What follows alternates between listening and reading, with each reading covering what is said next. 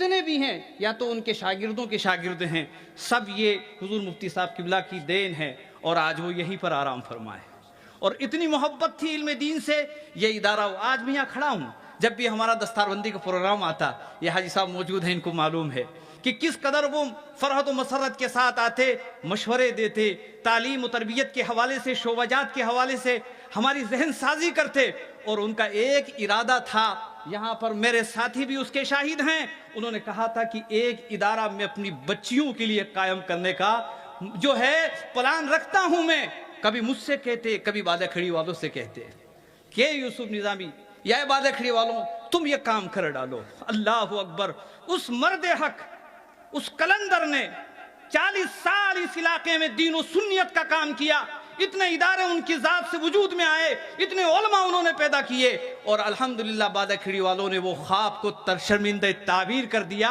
और आज जो है 2 मंजिला अजीम तर जो है पुरशुको इमारत आपके सामने है, जहाँ पर जो है दरस निज़ामिया की कोर्स की तकमील भी करवाई जा रही है, और साथ साथ में असरी उलूम जो मुफीद हैं उनको भी पढ़ाया जा रहा है। पूरे इलाके से, भिलवाड़ा से, यहाँ से कितने दूर दराज से बच्चियाँ यहाँ पर सेवर इल्म से आरास्ता हो रही है, और साथ साथ में बच्चों का भी इदारा है। हजरात, आज की इस अजीम तरीन इजलास को आज जीनत हमारे ऐसी अजीम शख्सियत के जरिए से मिल रहा है कि जिनकी ज़ात अभी वर्ल्ड लेवल पर, मैं सरजमीन हिंद की बात ना करूं, बल्कि अल्हम्दुलिल्लाह आला हजरत का फैजान इस तरह से इन पर बरस रहा है, चार जानिब सुन्नियत के वो जो है जिस इलाके में पहुंचते हैं, अल्हम्दुलिल्लाह बदमज़हबियत जो है पीठ दिखाती हुई भागती हुई नजर आती है।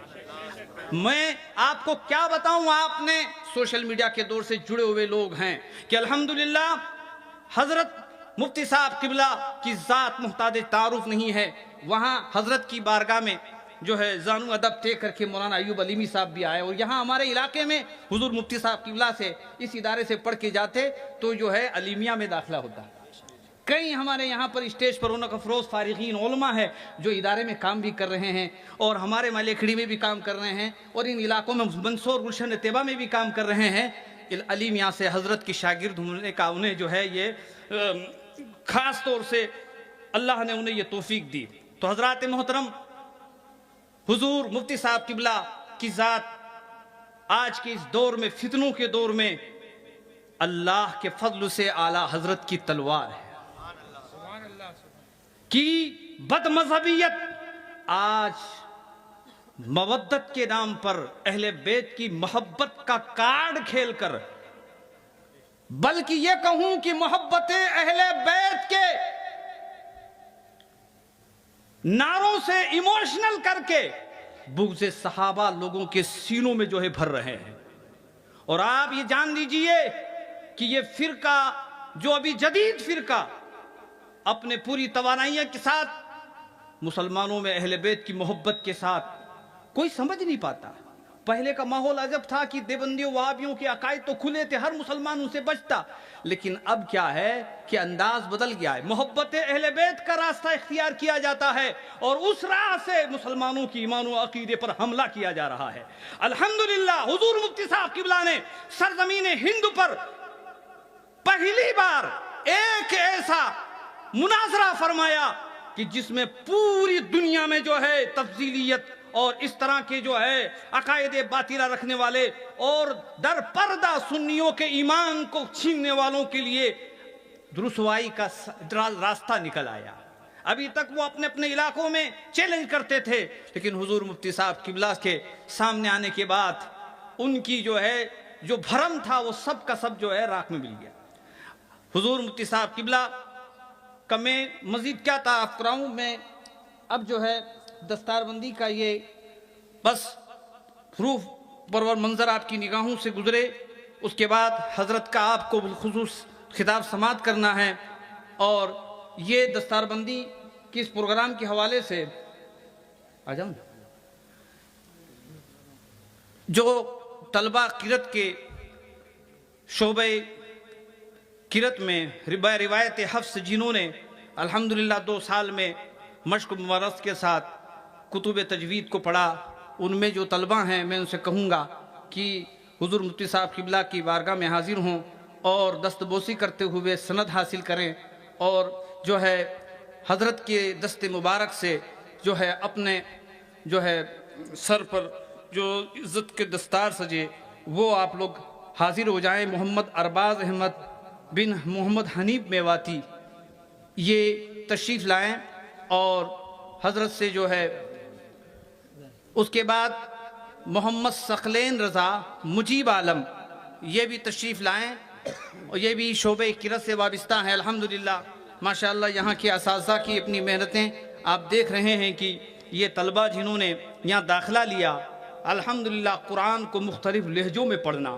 قرآن عظیم کی صحیح تلاوت کی جو اصول و ضوابط ہے انہیں سیکھنا، اسی طریقے سے محمد غلام یاسین بن محمد یوسف یہ بھی آئیں اور اپنی سند حاصل کریں۔ محمد عبد الواحد ذاکر حسین اور اس کے بعد محمد عرفان بن محمد بابو منصوری یہ بھی حاضر ہوں اور اپنی سند حاصل کریں۔ اس کے بعد محمد عرفان گاؤں بادہ کھڑی کا ایک طالب علم ہے ولد محمد فیروز یہ بھی حاضر ہوں اور اپنی سند حاصل کریں اور موقر علماء کرام کی جو ہے دستبوسی کرتے ہوئے یہ سند حاصل کریں۔ اس کے بعد جو اس ادارے میں خصوصی طور پر جن شعبہ جات میں توجہ دلائی جاتی ہے ان میں شعبہ حفظ بھی ہے، اور درس نظامیہ کے طلبہ جنہوں نے ابھی قرأت کے 2 سال مکمل کیے ہیں ان بچوں نے ابھی جو ہے سند حاصل کی، اب وہ شعبہ حفظ کے طلبہ وہ بھی حاضر ہوں۔ محمد فیروز شیخ بن محمد ایوب شیخ، اس کے بعد حافظ محمد شاہی شیخ، محمد سلیم شیخ یہ بھی حاضر ہوں، بجرنگڑ کے ہیں۔ پھر محمد شاہی شیخ، محمد قمر الدین شیخ یہ بھی اپنی سند حاصل کریں۔ اس کے بعد محمد ارشد شیخ بن محمد احمد حسین، ماشاءاللہ سلسلہ چل رہا ہے کہ شیخ برادری کے متعدد طلبہ جو ہے اس ادارے میں آئے ہیں، اس طریقے سے یہ نام کتنا اپنے آپ میں عزت والا ہے کہ علم دین عزت بھی دیتا ہے، دنیا میں بھی سرفرازی سربلندی دیتا ہے۔ حضرات یہ وہ طلبہ کی جنہوں نے اپنی محنت و مشقت اور اساتذہ کی جو ہے سایہ عاطفت میں رہ کر تعلیم و تعلم کے سلسلے کو جاری رکھتے ہوئے حفظ قرآن کی جو ہے جو دولت انہیں ملی ہے، یقیناً بڑی جد و جہد کے ساتھ حفظ قرآن کی ان مرحلوں سے گزرنے والا طالب علم جانتا ہے اور وہ اس راہ کا جو ہے مسافر ہوتا ہے اس کو معلوم ہے۔ اس کے بعد محمد شیرو شاہ، محمد رمضانی شاہ یہ بھی آئیں اور اپنی سند حاصل کریں۔ پھر اس کے بعد محمد عمر فاروق بن محمد حسین یہ بھی اپنی سند حاصل کریں۔ محمد ساجد چھوٹے خان یہ بھی آئیں اپنی سند حاصل کریں۔ محمد ارمان ولد محمد اکرم یہ بھی آئیں اور اپنی سند حاصل کریں۔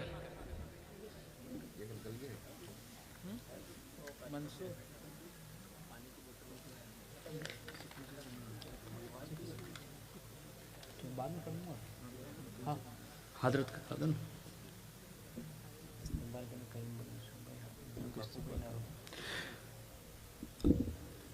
حضرات اس ادارے کی تزئین و آرائش میں، اس کی تعمیر میں جو لوگ دن رات لگے ہوئے ہیں، تگ و دود کر رہے ہیں، اس کا اجر انہیں اللہ ہی عطا کرے گا۔ دیکھیے یہ بہت بڑی خوش نصیبی ہے کہ آپ اور ہم لوگ ادارے کے کام آ جائے۔ اب جو لوگ ہمیشہ ادارے کے لیے خاص طور سے اس گاؤں میں بڑوں نے بزرگوں نے یقیناً اپنی کامیابی اگر چاہتے ہیں تو ہم ادارے کے ساتھ ہی جڑ کے ہماری کامیابی وابستہ ہے۔ آج اس چھوٹے سے گاؤں میں کتنی چھوٹی آبادی ہے لیکن یہاں پر کیسا جو ہے چمن علم کا آباد ہے۔ یہ اللہ کا فضل ہے کہ سارے لوگوں کو آپ سے جوڑ دیا ہے۔ تو اب میں جو ہے منتظمین اور گاؤں کی جو تمام احباب ان میں سے چند افراد کا، اس لیے کہ سبھی احباب کا ابھی اس مختصر سے وقت میں نام لیا جانا ممکن بھی نہیں ہے، وہ جلدی سے جلد سرپنچ صاحب قاسم بن سرپنچ اور باپو بھائی، محمد بھائی، حاجی یوسف صاحب اور حاجی عبد القیوم صاحب اور سرپنچ جو دادو بھائی، ان سے کہوں گا کہ آپ جلدی سے آئیں اور یہ جو استقبالیہ پروگرام کو منٹوں سیکنڈ میں آپ جو ہے صرف فیض حاصل کریں، حضرت کی بارگاہ میں آئیں اور دیکھیں کہ اللہ تبارک و تعالیٰ نے آپ کے لیے یہ کیا کم موقع عطا فرمایا ہے کہ یہ کام آپ کے ذریعے سے ہو رہا ہے۔ اللہ تعالیٰ سب کو سلامت رکھے۔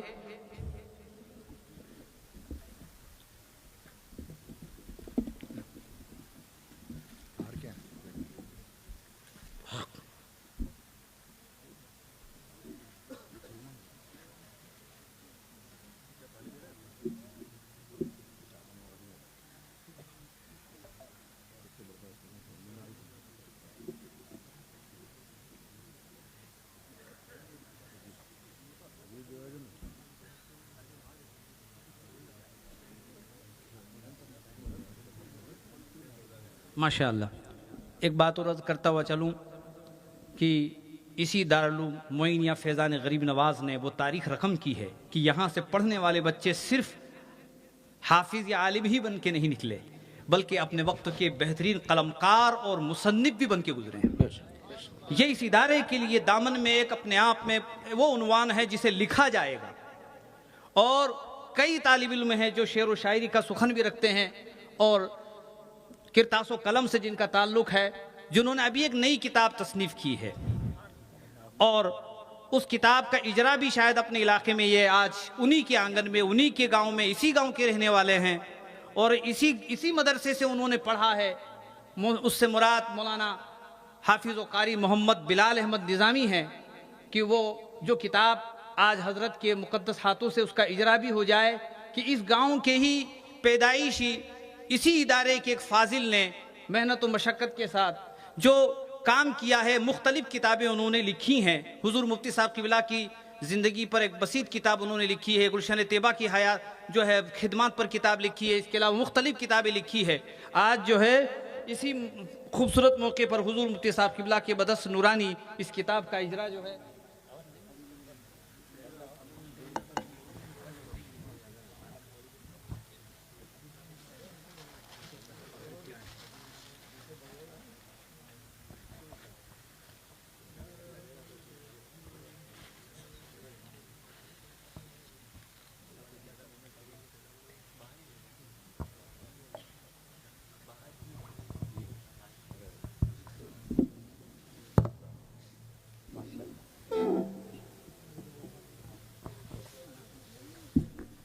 معیوب علی صاحب تھوڑا سا حضرت کا تعارف کرا دے۔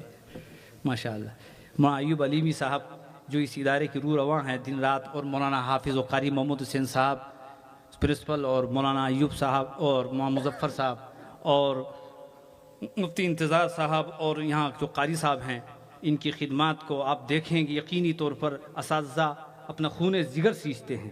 آپ یقین جانیں ابھی بڑی تقریریں ہوئی، لیکن یہ جو ہے دین کے علم کی جو تعلیم و تربیت میں لگے ہوئے ہیں، یہ یقیناً جو ہے وہ اپنی دنیاوی اور اخروی زندگی کو اس راہ پر چل رہے ہیں جو قابل مبارکباد ہے۔ تو یہ حضرت ہی کے شاگردوں میں سے ہیں کہ جو اس ادارے کی باغڈور سنبھال رہے ہیں۔ الحمدللہ ان کا فیض بھی ہمیشہ سے جاری ساری ہے، اور آج پہلی بار جو ہے بنفس نفیس حضور کی اس علاقے میں آمد ہو رہی ہے۔ یہ ہمارے سب کے لیے بڑی خوشی کی بات ہے اور فیروز بختی کی بات ہے کہ آج اس عظیم ہستی کو ہم دیکھ رہے ہیں کہ جس کے وجود سے الحمدللہ سنیت کا یہ جو ماحول چہار جانب بنتا ہوا نظر آ رہا ہے۔ اعلیٰ حضرت امام احمد رضا فاضل بریلوی حضور مفتی اعظم کی تعلیمات کا سرچشمہ ان کی ذات سے جو اس طرح پھوٹ رہا ہے کہ سب طرف اعلیٰ حضرت کے علم کو اور ان کی جو ہے مشن کو، ان کی فکر کو عام و تام کر رہے ہیں۔ حضرت کے سائے کو ہم سب پر دراز فرمائے۔ السلام علیکم۔ آمین۔ حضرت کی آمد نعرہ۔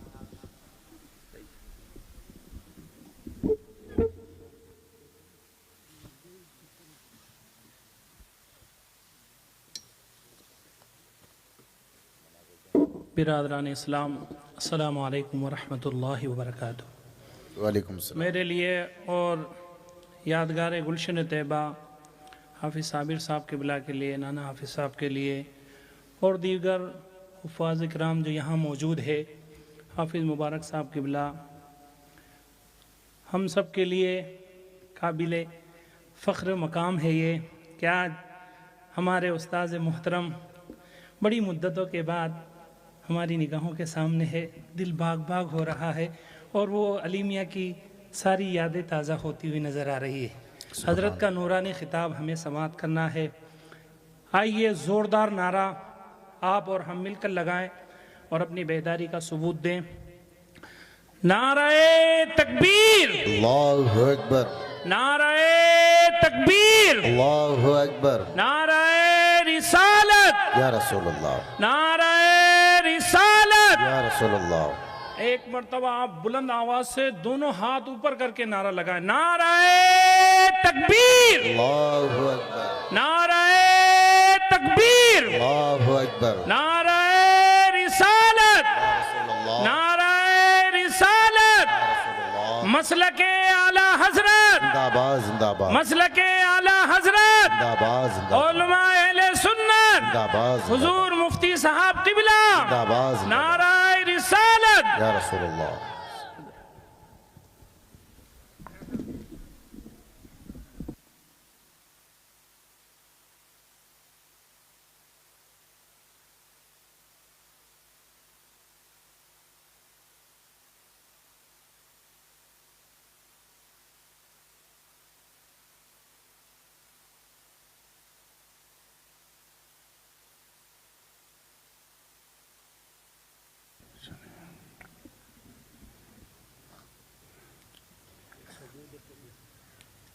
اس کو بند کر دیجئے، میں کہہ رہا ہوں نا، اس کو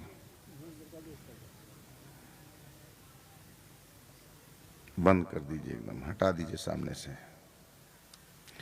بس ادھر لے جائیے اس کو۔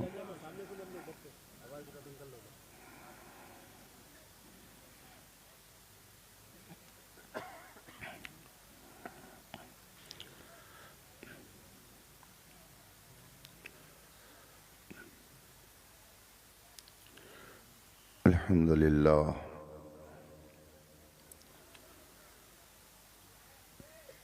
الحمدللہ الذی نعمه لا تحصى وأمره لا يعصى ونوره لا يطفى ولطفه لا يخفى الذي فلق البحر لموسى وأحيا الميت لعيسى وجعل النار بردا وسلاما على خليله إبراهيم إمام الزهد والوراء وأرسل رسوله محمدا صلى الله عليه وسلم إلى كافة الخلق بدين الحق والهدى والصلاة والسلام على نبيه المصطفى المجتبى المنتقى المرتضى وعلى آله وأصحابه أولي الصدق والصفاء وعلماء ملته أولي الألباب والنهى أما بعد فأعوذ بالله من الشيطان الرجيم بسم الله الرحمن الرحيم ومن يؤت الحكمة فقد أوتي خيرا كثيرا صدق الله العظيم وصدق رسوله النبي الأمين الكريم ونحن على ذلك لمن الشاهدين والشاكرين والحمد لله رب العالمين۔ منبر پاک پر جلوہ فرما علماء ذوی الاحترام،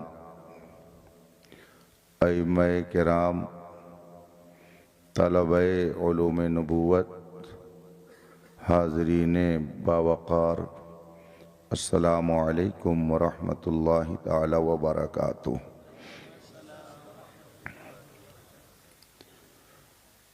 رفیقان گرامی قدر،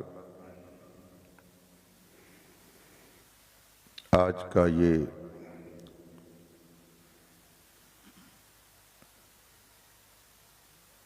بارونق اجلاس جس میں ہم اور آپ شرکت کی سعادت حاصل کیے ہوئے ہیں، آپ کے محبوب ادارہ دارالعلوم معینیہ غریب نواز کے زیر اہتمام منعقد ہے۔ میں مبارکبادی پیش کرتا ہوں اساتذہ، طلباء، اراکین و معاونین کو، خاص کر جن طلباء کے سروں پر دستار باندھی گئی انہیں اور ان کے گھر والوں کو رب تعالیٰ اپنے حبیب پاک کے طفیل ان کے سینے میں قرآن کریم کو نقش کالحجر فرمائے اور ایک جہان ان کے فیضان سے مالا مال ہو۔ مجھ سے پیشتر آپ حضرات نے علماء کرام کے بیانات سنے، شعراء کی نعتیں سنی۔ تھوڑی دیر کے لیے میں بھی آپ کے درمیان ہوں۔ اس خطے کو علمی اعتبار سے جو شہرت حاصل ہوئی اور یہاں کے دینی ماحول سے دوسرے علاقے کے لوگ جو متعارف ہوئے، بلا شبہ گرامی مرتبت حضرت علامہ مفتی عبد المنان صاحب علیہ الرحمہ کی محنتوں کا ثمرہ ہے۔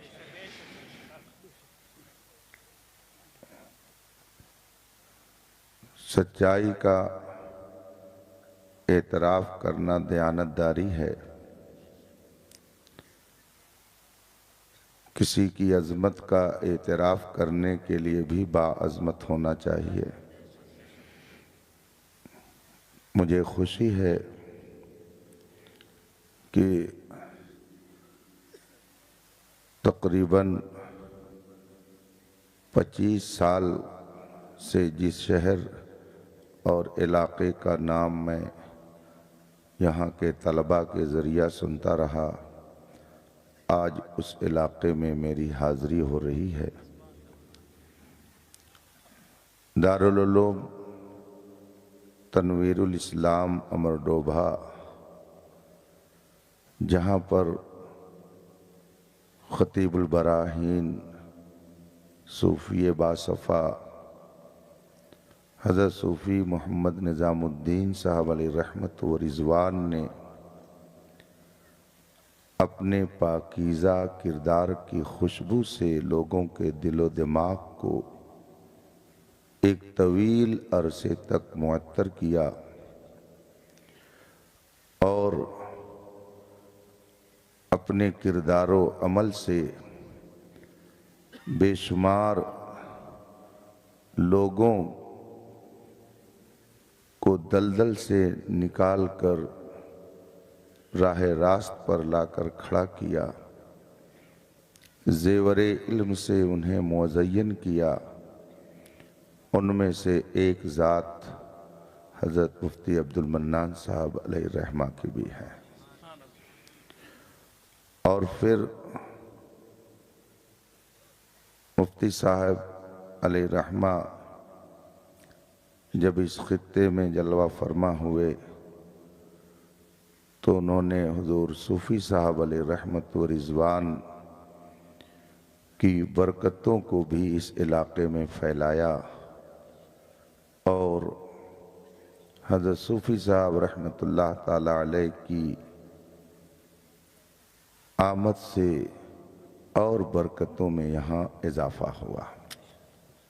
رب تعالی ان بزرگوں کے فیض و برکات سے ہم سب کو، آپ سب کو مالا مال فرمائے۔ آئیے مصطفیٰ جان رحمت، سروری کائنات، فخر موجودات، نبی مکرم، شفیع معظم صلی اللہ علیہ وآلہ وصحبہ وسلم کی بارگاہ قدس میں درود و سلام کا نذران عقیدت پیش کریں اور پڑھیں۔ اللہم صلی علی سیدنا و مولانا محمد معدن الجود والکرم و آلہ الکرام اجمعین۔ حضرات، چونکہ یہ جلسے دستار بندی ہے، حفظ و قرات کے طلباء کو دستار اور سند سے نوازا گیا۔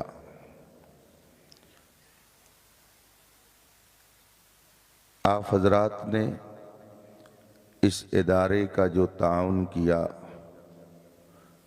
اس کا نتیجہ آپ سب کے سامنے اساتذہ اور اراکین نے رکھ دیا،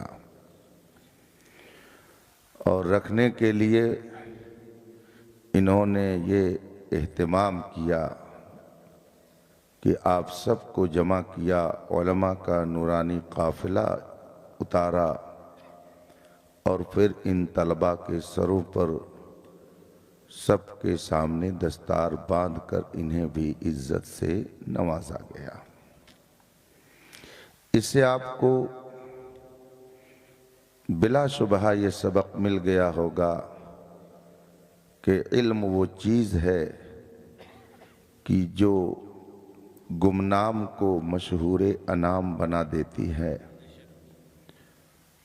علم وہ نور ہے کہ تاریک دل کو ہی نہیں، تاریک علاقے کو بھی منور کر دیا کرتا ہے۔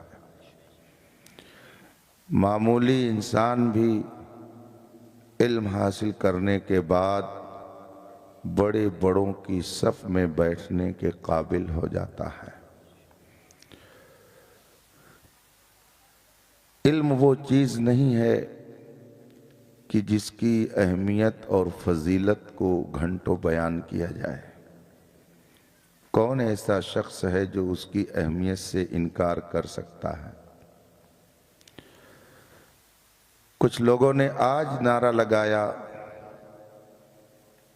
بیٹی پڑھاؤ، بیٹی بچاؤ، مگر اسلام نے خشت اول جب رکھی تو پڑھانے اور ان کی عزت و آبرو کو بچانے کے لیے رکھی۔ اقرا کا پیغام سب سے پہلا پیغام ہے۔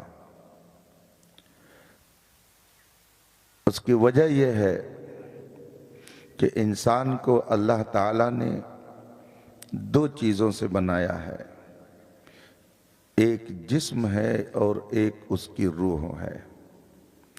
جسم اور روح میں جب تک اتحاد و اتفاق رہتا ہے تب تک انسان زندہ مانا جاتا ہے، اور اگر دونوں ایک دوسرے سے الگ ہو گئے، راستہ جدا ہو گیا، دونوں نے ایک دوسرے کا ساتھ چھوڑ دیا، تو پھر کہا جاتا ہے کہ انسان مردہ ہو گیا۔ اسی کو حضور حافظ ملت نور اللہ مرقدہ اپنے الفاظ میں یوں فرماتے کہ اتحاد زندگی ہے اور اختلاف موت ہے۔ انسان کو اللہ نے جسم اور روح سے ملا کر بنایا ہے۔ جسم بیمار ہوتا ہے، جسم کو بیماری لگتی ہے۔ بیماریوں میں کوئی چھوٹی بیماری ہوتی ہے، کوئی بڑی بیماری ہوتی ہے۔ اس وقت کے اعتبار سے جو بھینکر اور بڑی بیماری مانی جاتی ہے اسے کینسر کہا جاتا ہے۔ یہ بیماریاں انسان کے جسم کو لگتی ہیں۔ ان بیماریوں کو دور کرنے کے لیے دنیا کے اندر لاکھوں ہاسپٹل، دارالشفا، ہسپتال، کلینک، میڈیکل کالج قائم ہیں، اور پوری دنیا کے اندر جسم کی بیماریوں کو ختم کرنے کے لیے کوششیں کی جا رہی ہیں۔ دوائیں بھی دی جاتی ہیں، علاج بھی کیا جاتا ہے۔ کیا ایسا نہیں ہے کہ جس طرح سے انسان کا جسم بیمار ہوتا ہے اسی طرح سے انسان کی روح بھی بیمار ہوتی ہے؟ یہ ایک سچائی ہے جس سے انکار نہیں کیا جا سکتا ہے۔ انسان کا جسم بیمار ہوا تو اس کی روح بھی کہیں نہ کہیں کبھی نہ کبھی بیمار ہو جاتی ہے۔ جسم کی بیماری کے لیے ہزاروں ڈاکٹر اور نہ جانے کتنے کالج اور ہاسپٹل پائے جاتے ہیں۔ روح کی بیماری کیا ہے اور روح کی بیماری کا علاج کہاں ہوتا ہے؟ روح کی بیماری کیسے ختم ہوتی ہے؟ اس کے لیے آپ کو دنیا میں شاید کوئی میڈیکل کالج نہ ملے۔ میری معلومات کے مطابق شاید کوئی ایسا کالج ہو جہاں پہ روح کی بیماری کا علاج کیا جاتا ہو، میں تو نہیں جانتا ہوں کہ ہے۔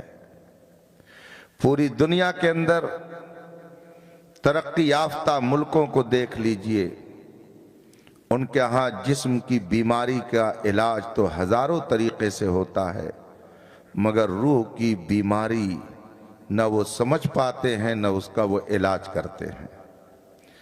روح کی بیماری کیا ہے؟ ان علماء سے پوچھے یہ بتائیں گے۔ بڑے بڑے علماء نے اس پر تحقیق کی، بڑے بڑے علماء نے اس کو اپنی کتابوں میں لکھا، اور اس میں انہوں نے یہ واضح کیا کہ جس طرح سے جسم بیمار ہوتا ہے ایسی روح بھی بیمار ہوتی ہے۔ روح کی بیماریوں میں ایک بھیانک بیماری کا نام کفر اور شرک ہے۔ روح کی بیماریوں میں ایک بھیانک بیماری کا نام حسد اور بغض و کینہ ہے۔ روح کی بیماریوں میں سے ایک بھیانک بیماری کا نام غرور ہے، تکبر ہے، گھمنڈ ہے۔ یہ سب روح کی بیماریاں ہیں،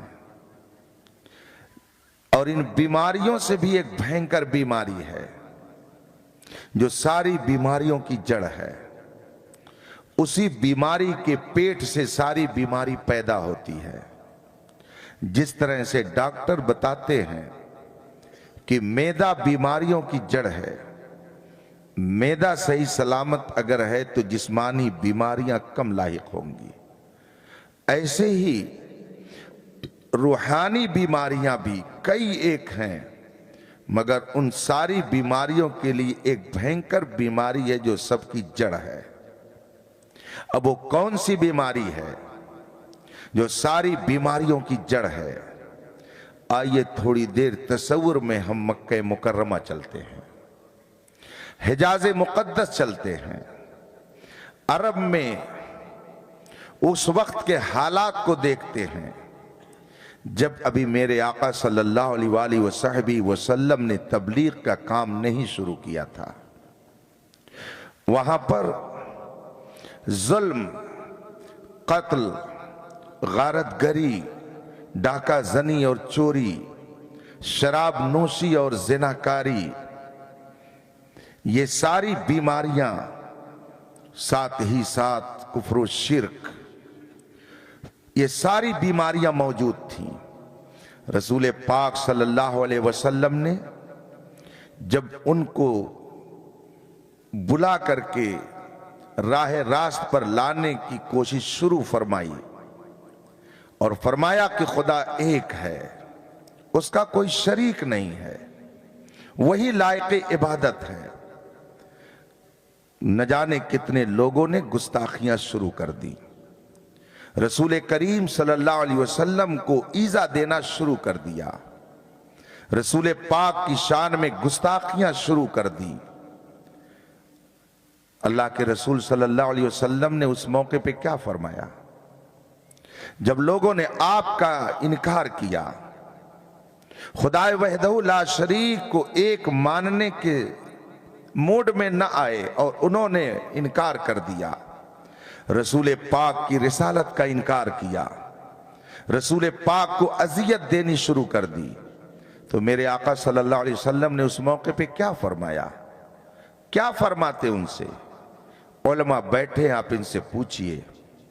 حدیث میں، تاریخ میں جو کلمات آئے ہوئے ہیں، ان کلمات میں یہ جملہ بھی ہے، اللہم اہد قومی فإنہم لا یعلمون، اے اللہ میری قوم کو ہدایت دے دے۔ کیوں ہدایت دے دے؟ میری قوم کو ہدایت دے دے۔ رسول پاک نے آگے کیا فرمایا؟ میری قوم کو ہدایت دے دے اس لیے کہ ان کے پاس دولت نہیں ہے۔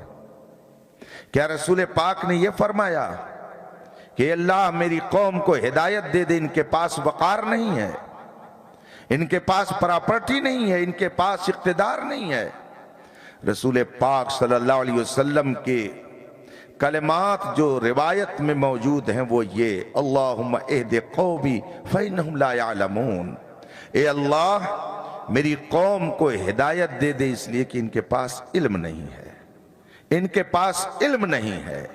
اس کا مطلب ہے کہ آدمی اگر شرک کی بیماری میں مبتلا ہوتا ہے تو اس کی وجہ یہ ہے کہ وہ جہالت کی بیماری میں مبتلا ہے۔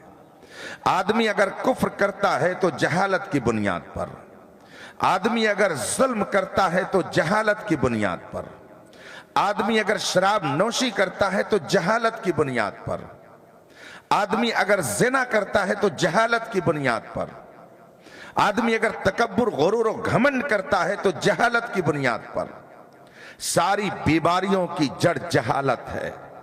اسی لیے رسول پاک صلی اللہ علیہ وسلم نے خدا کی طرف سے جو سب سے پہلا پیغام قوم کو دیا وہ اقرا، پڑھو۔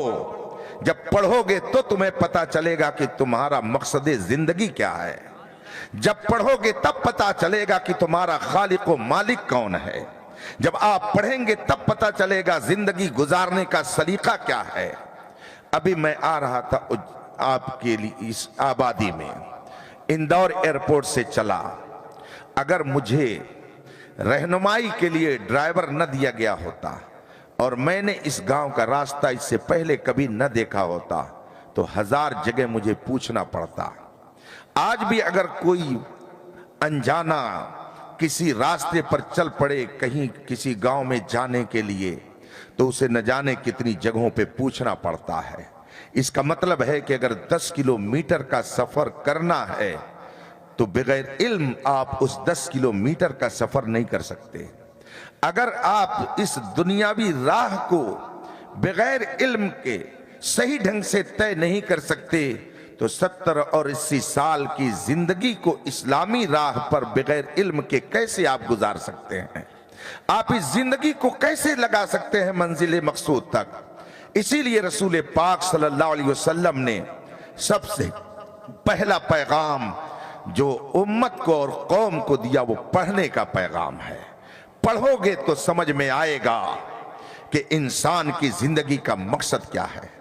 آپ پڑھیں گے تو آپ کو پتہ چلے گا کہ رب قدیر نے اس کائنات کو بنایا ہے تو اس کا مقصد کیا ہے۔ آپ نے کبھی ان علماء کرام کو شادیوں میں ڈانس کرتے ہوئے دیکھا ہے؟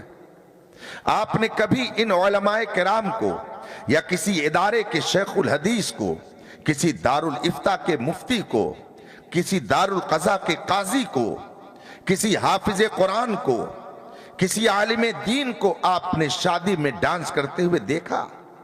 ان کو شراب پی کر چوراہے پر کسی کی بہو بیٹی کی عزت کو لوٹتے ہوئے آپ نے دیکھا؟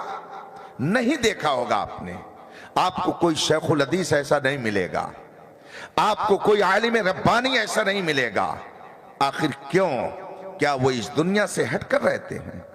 جو دل آپ کے پاس ہے کیا ان کے پاس نہیں ہے؟ جو آپ آنکھ رکھتے ہیں کیا یہ نہیں رکھتے ہیں؟ جو پیر آپ کے پاس ہے کیا اس سے ہٹ کر کے کوئی پیر ان کے پاس ہے؟ جو دل آپ کے پاس ہے وہی دل ان کے پاس ہے، جو آنکھ آپ کے پاس ہے وہی آنکھ ان کے پاس ہے، جو پیر آپ کے پاس ہے وہی پیر ان کے پاس ہے۔ اور ایسا بھی نہیں کہ ان میں جتنے بیٹھے سب لا ولد ہوں، ان کی اولاد نہ ہو۔ اور ایسا بھی نہیں ہے کہ یہ شادیوں میں شرکت نہ کرتے ہوں، یہ شادیوں میں شرکت بھی کرتے ہیں، بلکہ اپنے بیٹے کی بھی شادی کرتے ہیں، بیٹی کی بھی شادی کر چکے ہوں گے، بارات میں بھی گئے ہوں گے، لیکن آپ نے انہیں کیوں نہیں دیکھا تھرکتے ہوئے؟ انہیں کیوں نہیں دیکھا شراب پیتے ہوئے؟ انہیں کیوں نہیں دیکھا آپ نے ماں بہو بیٹی کی عزت کو نیلام کرتے ہوئے؟ اس لیے کہ اللہ نے انہیں علم دے دیا، رب نے انہیں علم کی دولت عطا کر دی۔ جب آدمی کے پاس علم آئے گا تب پتا چلے گا ہماری زندگی کا مقصد کیا ہے۔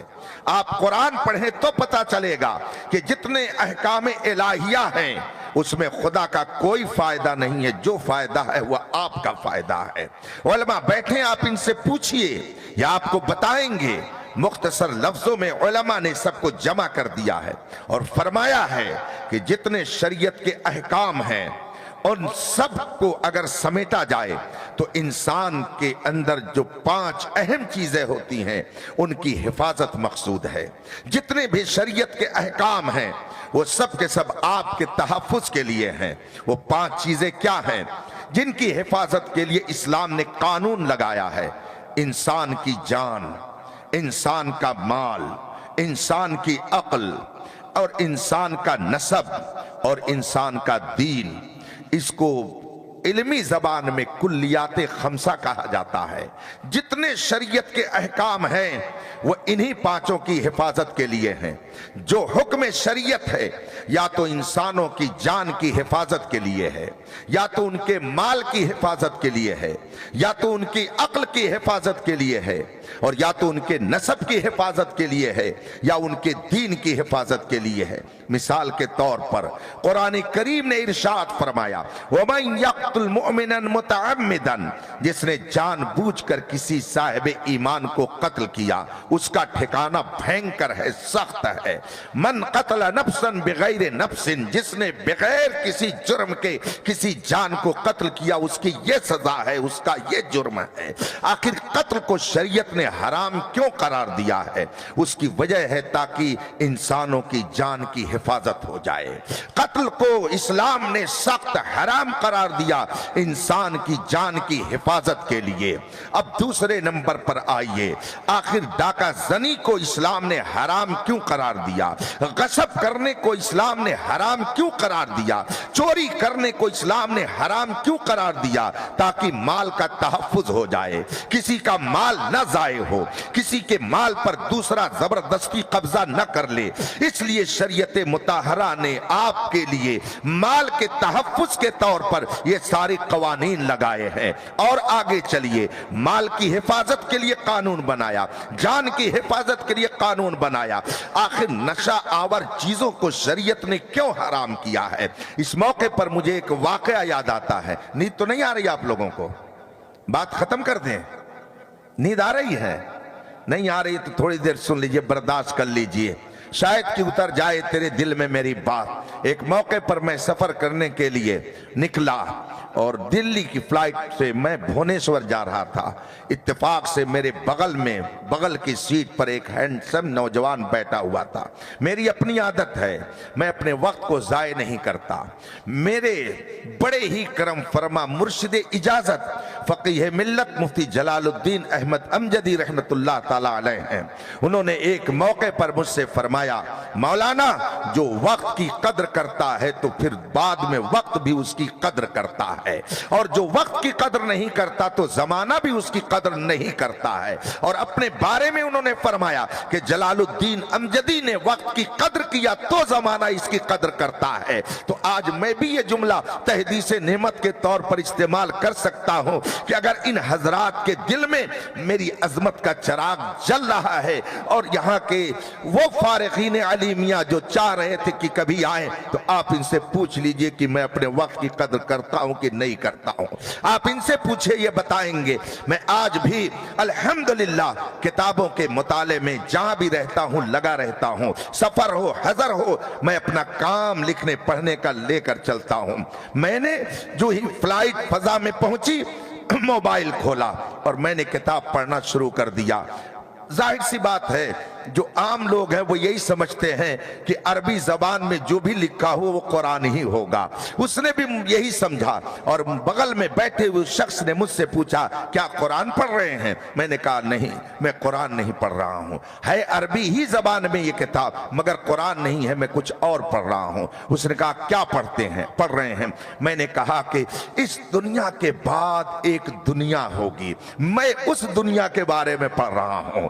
جب میں نے اس سے یہ بات کہی تو وہ میرا منہ تکنے لگا کہ کیا اس دنیا کے بعد بھی کوئی دنیا ہے جس کی ریڈنگ آپ کر رہے ہیں؟ میں نے کہا ہاں، اس دنیا کے بعد بھی ایک دنیا ہے. یہ کون بتائے گا؟ یہ سائنسداں نہیں بتائے گا، خالق کائنات بتائے گا، یا خالق کائنات جسے بتائے گا وہ بتائے گا. میرے مصطفیٰ کو رب نے یہ بتایا ہے، رب نے اس کائنات کو بنایا ہے تو اس سے بہتر کون بتا سکتا ہے؟ اور جس کے لیے بنایا ہے اس سے بہتر کون بنا سکتا ہے؟ وہ جو نہ تھے تو کچھ نہ تھا، وہ جو نہ ہو تو کچھ نہ ہو، جان ہے وہ جہان کی جان ہے تو جہان ہے. رب کائنات نے اس کائنات کو بنایا تو وہ جانے گا کہ کب کیا آئے گا، کب کیا ہوگا، اور جسے بتایا ہے وہ جانے گا. الحمدللہ ہم اسی بتانے والے کے بتائے ہوئے راستے پر چل رہے ہیں. میں نے کہا اس دنیا کے بارے میں پڑھ رہا ہوں. اس کی دلچسپی بڑھی، اس نے کچھ مجھ سے سوالات کیے. اب میں نے سوچا کہ ذرا معلوم کروں کہ یہ جناب ہیں کیا.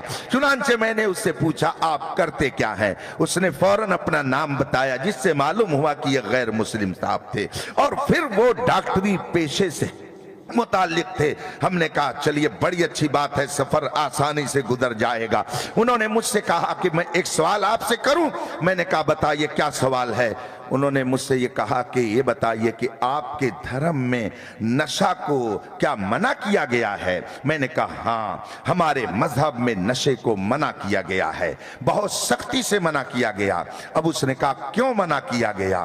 ہم نے کہا آپ تو ڈاکٹر ہیں، آپ کے لیے سمجھنا کوئی مشکل نہیں ہے. بتائیے اگر آدمی نشہ کرے گا تو پھر اس کے جسم پر اس کا کچھ اثر پڑے گا کہ نہیں پڑے گا؟ کہا بالکل پڑے گا. اس کے جسم پر اثر یہ پڑتا ہے. ہم نے کہا کیا اثر پڑتا ہے؟ کہا اس کی عقل فوراً بیکار ہو جاتی ہے. ہم نے کہا ایک چیز آپ نے تسلیم کر لیا کہ اگر آدمی نشہ کرے گا تو اس کی عقل خراب ہو جائے گی. اور اسی کے ساتھ ساتھ یہ بھی میں بتا دیتا ہوں جس کو آپ تسلیم کریں گے کہ اگر چند سال آدمی شراب کا نشے کا عادی ہوا تو چہرے کا حسن ختم ہو جائے گا، رونق اس کی ختم ہو جائے گی، ڈیفنس انرجی اندر کی جو طاقت و قوت مدافعت ہے وہ ختم ہو جائے گی. اس نے کہا ہاں یہ بھی ہو سکتا ہے. میں اب آگے تھوڑی دیر اس واقعے کو روک کر کے آپ سے کہنا چاہوں گا کہ اس وقت جو اسلام دشمن تحریکیں ہیں وہ آپ کے عقیدے کو برباد کرنے کے لیے الگ ڈھنگ سے کام کر رہی ہیں اور آپ کی جسمانی نشو و نما کو برباد کرنے کے لیے الگ ڈھنگ سے کام کر رہی ہیں. جگہ جگہ کے تجھے تھک چکے ہنگامے نشاط لذت خواب گراں بدل ڈالو، غلط روی سے منازل کا بودھ بڑھتا ہے، مسافر و روش کارواں بدل ڈالو. اسی ہندوستان کے ایک صوبے میں ایک مرتبہ تقریر کرنے کے لیے گیا. وہاں کچھ نوجوان اور کچھ دانشور ملاقات کرنے کے لیے آئے اور انہوں نے کہا کہ حضرت اسلام دشمن طاقتوں نے ہمارے خطے کے نوجوانوں کو مکمل طور پر منظم طریقے سے نشے کا عادی بنانے کا پلان بنایا ہے. ہم نے کہا وہ کس لیے؟ کہا اس لیے کہ اس کی وجہ سے جو ان کا جذبہ ہے وہ سرد ہو جائے گا، جو ڈیفنس انرجی ہے وہ ختم ہو جائے گی، چہرے کی رونق ان کی ختم ہو جائے گی، پھر ہمارے گھروں کی بچیاں دوسروں کے دروازے پہ دستک دیں گی. یہ ان کا پلان ہے. اس پلان کے تحت ایسا کیا جا رہا ہے اور نہ جانے کتنے نوجوان اپنی زندگی سے ہاتھ دھو بیٹھے ہیں. مجھ کو اسی انڈیا کے ایک صوبے میں کچھ لوگوں نے بتایا اس وقت آپ کے عقیدے کو برباد کرنے کے لیے 50 تحریکیں کام کر رہی ہیں اور آپ کے کردار اور کریکٹر کو ختم کرنے کے لیے نہ جانے کتنی تحریکیں جٹی ہوئی ہیں اور سب کا نشانہ ہمارا یہ نوجوان ہے. ابھی جو آپ نے سنا مناظرہ ہوا اور رافضیت کی جو ایک بلا چل رہی ہے اس وقت اس کے حوالے سے آپ نے دو جملے سنے۔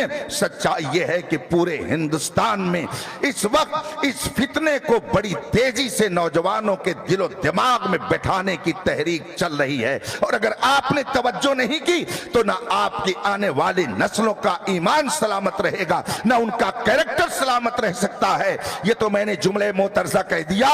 اس نوجوان سے میں نے کہا بتائیے جسم کے اوپر یہ سب اثر پڑتا ہے کہ نہیں پڑتا ہے؟ اس نے کہا ہاں یہ بھی ہوتا ہے۔ اب میں نے سوچا کہ لاؤ ذرا اسے اور سمجھا دوں۔ میں نے اس سے کہا کہ آپ نے ابھی بتایا کہ آدمی اگر نشہ کرتا ہے تو اس کی عقل خراب ہو جاتی ہے، آدمی اگر نشہ کرتا ہے تو اس کی جسمانی نشو و نما اس کی برباد ہو جاتی ہے، چہرے کی رونق ختم ہو جاتی ہے، قوت مدافعت جس کو ڈیفنس انرجی کہتے ہیں وہ ختم ہو جاتی ہے۔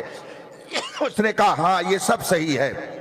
میں نے اس کو سمجھاتے ہوئے کہا فرض کیجئے میں نے اس سے پوچھا کہ آپ رہتے کہاں ہیں؟ کہا میں دہلی میں ڈاکٹری کرتا ہوں۔ میں نے کہا چلیے ٹھیک ہے، آپ نے ایک خوبصورت بنگلہ بنایا اور اس بنگلے کو آپ نے ڈینٹ پینٹ کر کے خوب مزین کر دیا، شاندار قسم کا اس میں پینٹ لگا دیا، آپ نے بہترین قسم سے آپ نے اس بلڈنگ کو سجا دیا، اور آپ نے اس پہ لکھ دیا ایک جگہ پر اس میں اسکریچ لگانا، اس میں کالک پوتنا، اس پہ پوسٹر چسپا کرنا یہ جرم ہے۔ اور ایک آدمی نے آ کر کے اس پہ کالک لگا دیا۔ بتائیے آپ کو اچھا لگے گا کہ خراب لگے گا؟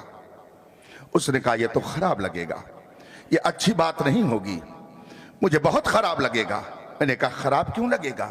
کہا اس لیے کہ میں نے جب ایک خوبصورت عمارت بنائی، میں نے ایک بنگلہ بنایا، ڈینٹ پینٹ کر کے اس کو میں نے سنوارا، اور میں نے لکھ بھی دیا کہ یہاں کوئی کالک نہیں پوت سکتا ہے، لیکن اگر کوئی پوت دے گا تو مجھے بہت غصہ آئے گا۔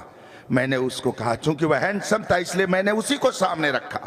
میں نے کہا مالک نے آپ کو ہینڈسم بنایا ہے، اگر آپ اپنے ہاتھوں سے اس خوبصورتی کو ضائع کرے تو جس مالک نے بنایا ہے بتائیے اسے اچھا لگے گا؟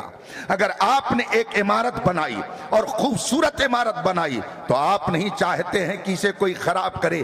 جس رب کائنات نے آپ کو اشرف المخلوق بنایا ہے، جس رب کائنات نے آپ کو حسین و جمیل چہرہ عطا کیا ہے، جس رب کائنات نے آپ کو بہترین طاقت و قوت سے نوازا ہے، وہ کب یہ چاہے گا کہ آپ اپنے ہاتھوں سے اپنی عقل کو خراب کریں؟ وہ کب چاہے گا کہ آپ اپنے ہاتھوں سے اپنی قوت مدافعت کو برباد کریں؟ کہا ہاں بالکل آپ صحیح کہہ رہے ہیں۔ میں نے کہا اسی لیے اسلام نے اس کو منع کیا ہے۔ تو عقل کی حفاظت کے لیے نشے کو اللہ تبارک و تعالیٰ نے حرام اور ممنوع قرار دیا۔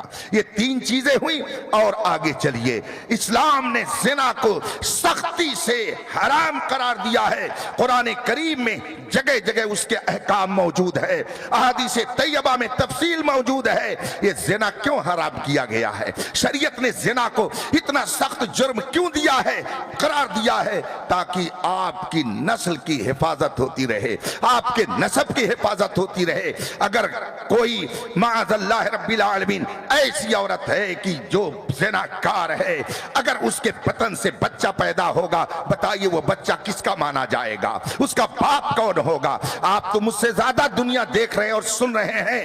اگر آپ یورپ کی تاریخ سنتے ہوں گے، پڑھتے ہوں گے، تو آج بھی وہاں سے کبھی کبھی یہ خبر نشر کی جاتی ہے کہ یورپ کے فلاں شہر میں اتنی آبادی ایسی ہے کہ جن کے باپ کا پتہ نہیں ہے، امریکہ کی اتنی آبادی ایسی ہے جس کے باپ کا پتہ نہیں ہے۔ یہ آج بھی ریڈیو کے ذریعہ اور ٹیلی ویژن کے ذریعہ خبریں پہنچائی جاتی ہیں۔ بتائیے نسل کی یہ بربادی، نسب کی یہ بربادی کیوں ہے؟ اس لیے کہ ان کے ہاں زنا ایک فیشن ہے۔ اسلام نے زنا کو حرام کیا تاکہ آپ کی نسل برباد نہ ہو، آپ کا نسب محفوظ رہے۔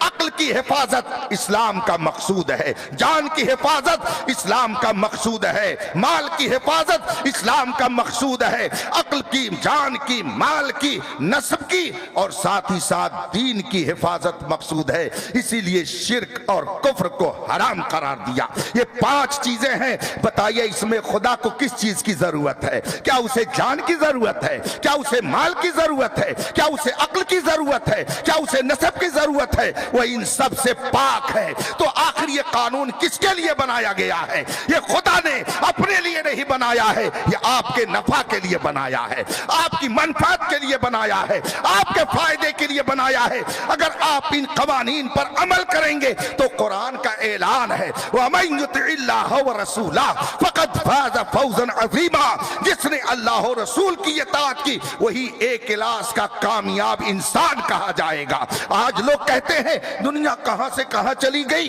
ये हमारे उलमा ये 1400 साल पुरानी ही बात सुना रहे हैं। दुनिया कहां से कहां चली गई, ये 1400 साल पुरानी बात ला करके कौम के दरमियान रखते हैं। आप इंसाफ से बताइएगा दुनिया कहां से कहां चली गई, जरा मुझे बता देते दीजिए। नमरूद कहां चला गया, फिरऔन कहां चला गया, शद्दाद कहां चला गया, कारून कहां चला गया, अबू जहल कहां चला गया, अबू लहब कहां चला गया, ये बड़ी बड़ी ताकतें, ये बड़े बड़े हुक्मरान कहां चले गए? ये सब जमीन में खत्म हो गए, सड़ गए, गल गए, इनका कोई वजूद नहीं है। मगर मुस्तफा के वफादार गौसे आजम कल भी जिंदा थे, आज भी जिंदा है। ख्वाजा गरीब नवाज कल भी जिंदा थे, आज भी जिंदा है। मखदूम पाक कल भी जिंदा थे, आज भी जिंदा है। इमाम अहमद रजा कल भी जिंदा थे, आज भी जिंदा है। खतीबुल बराहीन कल भी जिंदा थे और आज भी जिंदा है।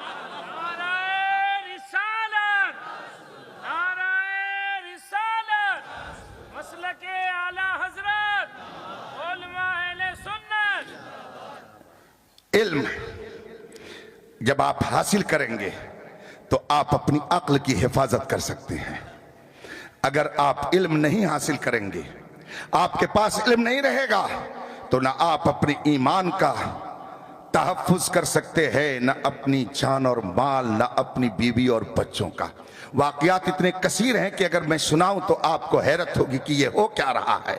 इल्म न रहने की बुनियाद पर आदमी का ईमान सलामत नहीं रह सकता है। अभी एक साहब एक जगह तकरीर करने लगे और तकरीर करते करते उन्होंने अहमियत बतानी शुरू की मईशत की, इकनॉमी की, कि दौलत हासिल करना चाहिए, चाहे मेहनत मजदूरी करके हासिल करे या कोई और तिजारत करके दौलत हासिल करे, माल हासिल करना चाहिए। माल की अहमियत पर वो जोर दे रहे थे और तकरीर करते करते उन्होंने कहा, अपनी तकरीर के दरमियान कि रसूल पाक ने मक्के में 2 टके पर बकरियां चराई हैं, 2 टके पर बकरियां चराई हैं। और फिर आपको माज़अल्लाह उसने कहा अपने खिताब में कि चरवाहा थे, उन्होंने चरवाहा रह करके जिंदगी गुजारी। ये जुमला मुसलमानों के दरमियान एक मुस्लिम कहे जाने वाले ने एक जुमला इस्तेमाल किया है। तो अब माल की अहमियत को बताने के लिए उसने रसूल पाक को पेश किया। अब उसकी जहालत ने उसके ईमान को बर्बाद कर दिया। वो न समझ सका कि रसूल पाक सल्लल्लाहु अलैहि वसल्लम ने कभी उजरत पर बकरियां नहीं चराई हैं। अरब में अपनी बकरियों को चराना ऐब नहीं समझा जाता था। रसूल पाक ने उन बकरियों को चराया, पैसे लेकर के मजदूरी करके आपने बकरियां नहीं चराई। मगर उसकी जहालत ने जब मईशत की तरफ तवज्जो करके लोगों को माल की अहमियत बतानी चाहिए तो अपना ईमान ही उसने बर्बाद कर डाला। एक प्रधान जी साहब, एक प्रधान जी इत्तेफाक से प्रधानी के इलेक्शन में जीत गए। उनके मुखालिफ ने सोचा कोई शोशा गोशा मिले तो फिर मैं बताऊं। अल्लाह ताला हसद और बुग़्ज़ से हमारी हिफाजत फरमाए। उनको मिल गया एक शोशा।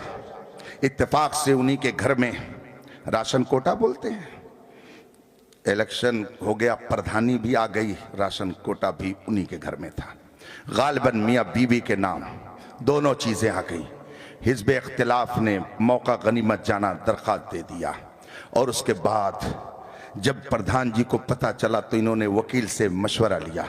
वकील ने कहा कि आपकी प्रधानी भी बच जाएगी और आपके घर में राशन कोटा भी बाकी रहेगा। आप ऐसा कीजिए कि इलेक्शन की तारीख से कुछ महीना पहले का एक एफिडेविट बनवा लीजिए जिसमें आप ये दर्शाइए, लिख दीजिए कि मैंने अपनी बीवी फलां को तलाक दे दी है। ये आप लिख करके एक रख लीजिए। अब जब कोई अफीसर चेक करने के लिए आए तो आप दिखा दीजिए। इस तरीके से प्रधानी भी बाकी रहेगी और कोटा भी बाकी रहेगा। जब उन्होंने ये कर लिया, शुदा खुदा ये बात मोहल्ले में पहुंची, पहले एक मसाला था अब 2 मसाला हो गया। उस मुखालिफ ने पूरे मोहल्ले में शुरू कर दिया ये कहना कि फलां ने अपनी बीवी को तलाक दे करके रखा है, ये तो और बड़ा जुर्म हो गया। और जब ये मसला प्रधान जी के सामने आया, अब तक तो वकील साहब याद आ रहे थे, अब तक तो हाकिम याद आ रहे थे, अब तक ऑफिसर का रुख देख रहे थे। जब बीवी का मसला आया तो कहा हजरत के पास चला जाए, मौलाना साहब के पास चला जाए। अब जब मुश्किल आई बीवी के मामले में तो उनको मौलाना साहब याद आए। आज भी यही होता है, दुकान पर बैठ करके उलमा पर तबर्रा करने वाले जब मौत का उनके वक्त आता तो कहते इमाम साहब को बुला लाइए जरा सूरह यासीन पढ़ते। उस मौके पे आलिम याद आता है, इमाम याद आता है, गांव का पेशवा याद आता है। चुनांचे उलमा के पास ये मसला पहुंचा कि बीवी को तलाक पड़ी कि नहीं पड़ी, इसलिए कि उसने फर्जी तौर पर यह किया था। मेरे पास एक साहब ने फोन किया उन उलमा में से और कहा हजरत क्या मसला है। मैंने गुस्से में कहा उस प्रधान से जाकर के कह दीजिए पूरे गांव में डुगडुगी बजा करके बता दे कि बीवी के प्रधानी भी बची है, कोटा भी बचा, दोनों बचा है, लेकिन बीवी नहीं बची है, बीवी नहीं बची। वो फर्जी तलाकनामा बनाया हो या वाकई बनाया हो, शरीयत आपको मजाक करने के लिए कभी इन मामलात में इजाजत नहीं देती है। इसीलिए अगर कोई जलाल में गुस्से में बीवी को तलाक दे दे तब भी तलाक पड़ेगी। वैसे उमूमन आदमी गुस्से ही में देता है, मोहब्बत में कोई नहीं तलाक देता है, सब जलाल ही में तलाक देते हैं। जहां कहीं ऐसा मसला था, अभी 4-6 महीना पहले एक 60 साल का बुढ़ा मेरी दरसगाह में आकर के बैठ गया। उसके अंदाज से मैंने समझ लिया कि कुछ मामला इसका गड़बड़ जरूर है। वो आके बैठा सलाम करके, मैंने कहा क्या बात है, कहा हजरत क्या बताएं। और वो झगड़ा हो रहा था, मैंने अपनी बीवी को तलाक दे दिया। मैंने कहा 60 साल के बुढ़े हो गए और अभी भी जज्बा सर्द नहीं हुआ, जलाल इतना ज्यादा, बुढ़ी को तलाक दे करके आए हो मुफ्ती साहब के पास कि कोई सूरत निकाल दी जाए। कहा हजरत क्या बताएं, बहुत गुस्सा उसने दिला दिया तो गुस्से में मैंने तलाक दे दी। तो गुस्से की हालत में तलाक पड़ेगी कि नहीं पड़ेगी। मैंने कहा कोई प्यार में तलाक देता है क्या? आए हो तुम यहाँ पे मसला पूछने के लिए और कहते हो मैंने गुस्से में ये कर दिया। याद रखिए शरीयत के कानून के साथ मजाक करने का किसी को हक नहीं है। आप अगर नहीं जानते हैं तो ये आपकी जहालत शरीयत इस्लामिया की अदालत में उज़्र नहीं हो सकती है। मिसाल के तौर पर किसी ने जुर्म किया, पकड़ा गया और जज के पास पहुंचा दिया, कोर्ट में पहुंच गया और जज ने फैसला सुना दिया कि इसने जुर्म किया है, इसके साथ ये सजा होनी चाहिए, इसको ये सजा दी जाए। अब वो जनाब हाथ जोड़ करके कहे साहब हम नहीं जानते थे कि अगर ये जुर्म किया जाता है तो उसकी ये सजा है, आपने आज बता दिया, हम आइंदा ऐसा काम नहीं करेंगे। इंसाफ से बताइएगा क्या जज उसको माफ कर देगा? क्या जज उसको छोड़ देगा? अदालत उसको बेकसूर करार दे देगी? नहीं। क्यों नहीं? इसलिए कि जब आप हिंदुस्तानी हैं तो हिंदुस्तानी होने के नाते हिंदुस्तान के कानून का जानना आपके लिए जरूरी था। ये जहालत उज़्र नहीं हो सकती है। अगर दुनिया की कोर्ट में ये जहालत उज़्र नहीं हो सकती है तो मुझे बताया जाए शरीयत इस्लामिया के नजदीक आपकी जहालत उज़्र कैसे हो सकती है। इसलिए अगर कोई कहता है मैं नहीं जानता था तो ये उज़्र नहीं है, नहीं जानते थे ये खुद ही एक बहुत बड़ा जुर्म है। इसलिए रफीकान मोहतरम बात बहुत लंबी हो जाएगी, मैं तफसील में नहीं जाऊंगा, वक्त बहुत तेजी से गुजर गया। देखिए तकरीबन 50 मिनट आपसे गुफ्तगू करते हुए हो गया। अगर आपके पास इल्म नहीं होगा तो ना आपका ईमान सही ढंग से सलामत रह सकता है, ना आपकी बीवी सलामत रह सकती है, ना आप इस्लामी जिंदगी सही ढंग से गुजार सकते हैं। इसीलिए हमारे उलमा ने जगह जगह इन मदारिस अरबिया को कायम करके आपके बच्चों को इसकी तरफ मुतवज्जे किया कि अगर आपसे खता हो गई और आप नहीं इल्म हासिल कर सके तो कम से कम आने वाली नस्लों को इल्म के जेवर से मुज़य्यन कर दीजिए ताकि उनकी बरकतों से आप कुछ माला माल हो जाइए तो दुनिया और आखिरत में निजात का जरिया बन जाएगा। ये उलमा इनका मकाम। आइए हदीस पाक की रोशनी में सुनाकर मैं अपनी गुफ्तगू को खत्म कर देता हूँ। जहाँ कहीं मैं जाता हूँ हिंदुस्तान भर में हजरत इस्लाह मुआशरा पे तकरीर होनी चाहिए, تھوڑی دیر یہاں پر اس موضوع پہ تقریر ہونی چاہیے، اس موضوع پہ تقریر ہونی چاہیے۔ جہاں کہیں بھی جایا جاتا ہے وہاں کے لوگ کہتے ہیں حضرت بڑی جہالت ہے، یہاں اس چیز میں لوگ بہت مبتلا ہیں، اس برائی میں لوگ بہت مبتلا ہیں، کہیں جوا میں، کہیں زنا میں، کہیں نشہ میں، کہیں چوری ڈکیتی میں، اس طریقے کے جرم پورے معاشرے کے اندر عام ہوتے جا رہے ہیں، اور بدعقیدگی کا تو حال یہ ہے معاذ اللہ رب العالمین، اب تو ایمان بچانا مشکل ہو گیا ہے۔ ایسے حالات پیدا کیے جا رہے ہیں کہ آپ عبداللہ نام رکھنے کے باوجود صحیح ڈھنگ سے مسلمان نہیں رہ سکتے ہیں۔ اگر آپ کے پاس علم نہیں رہے گا تو آپ اپنے ایمان کی بھی حفاظت نہیں کر سکتے ہیں۔ حضرت آدم علیہ السلام سے لے کر میرے آقا صلی اللہ علیہ وسلم تک 1 لاکھ کم و بیش 2,24,000 انبیاء کرام تشریف لائے۔ بتائیے ان میں سے کوئی بھی نبی بے علم تھا؟ کوئی نبی، کوئی پیغمبر بے علم تھا؟ ایک کو مثال میں پیش کر دیجئے کہ ہاں فلاں بے علم تھا، معاذ اللہ رب العالمین۔ کوئی پیغمبر بے علم نہیں۔ پیغمبر کی شان تو بہت بلند و بالا ہے، اللہ کا کوئی ولی بے علم نہیں، کوئی ولی بے علم نہیں۔ حضرت سیدنا امام شافعی رضی اللہ تعالیٰ عنہ نے فرمایا ما جعل اللہ ولیا جاہلا قط، اللہ تعالیٰ نے کبھی کسی جاہل کو اپنا ولی نہیں بنایا۔ حضرت امام شافعی رضی اللہ تعالیٰ عنہ نے فرمایا جتنے غوث قطب ابدال ملیں گے وہ سب کے سب عالم دین ملیں گے۔ آپ نے حضرت غوث پاک کا واقعہ ہزاروں مرتبہ علماء سے سنا ہوگا کہ ان کی والدہ ماجدہ نے اپنے قصبے سے انہیں بھیجا بغداد معلی علم حاصل کرنے کے لیے، اور راستے میں ڈاکوؤں نے ڈاکہ ڈالا، اور اس کے بعد حضرت سیدنا غوث پاک نے اپنے بچپنے کے عالم میں جو سچائی کا مظاہرہ کیا اس کی برکت سے ڈاکوؤں نے توبہ کر لی۔ ہزاروں مرتبہ آپ نے سنا۔ اس کا مطلب ہے کہ غوث بھی پہلے علم دین حاصل کرنے کے لیے گھر سے قدم نکالتے ہیں، تب رب قدیر انہیں یہ منزل عطا فرماتا ہے۔ کوئی غوث قطب ابدال جتنے بھی تاریخ میں آپ کو ملیں گے ان میں سے کوئی بے علم نہیں ہے۔ کوئی نبی، کوئی رسول، کوئی پیغمبر، کوئی غوث، کوئی قطب بے علم نہیں۔ اللہ تبارک و تعالیٰ نے ان ذوات قدسیہ کو علم کی دولت سے مالا مال فرمایا ہے۔ علم وہ چیز ہے جس کی برکت میدان محشر میں کیا ملے گی، بس وہ حدیث شریف سن لیجئے جلدی سے تاکہ میں اپنی گفتگو ختم کر کے آپ سے رخصت ہوں۔ آج تقریباً 5واں دن ہے، رات میں تقریر، دن میں سفر، اور اونگ لیا سو لیا راستے میں، تو وہ ابھی یہاں سے مجھے آگے کا سفر کرتے ہوئے 10 جنوری تک رہنا ہے ملک کے مختلف گوشوں میں۔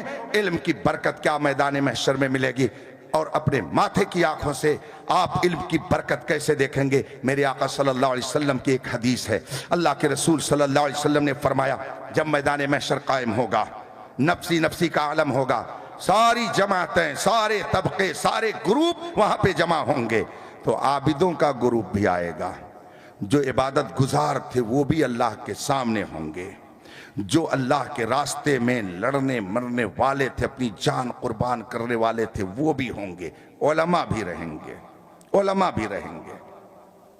یہ تینوں جماعتیں ایسے کھڑی ہوں گی، اللہ تبارک و تعالیٰ کی طرف سے حکم ہوگا اے عبادت گزارو اور اے میری راہ میں لڑ کر کے اپنی جان دینے والو، ادخلوا الجنہ، جاؤ جنت میں چلے جاؤ، جنت میں داخل ہو جاؤ۔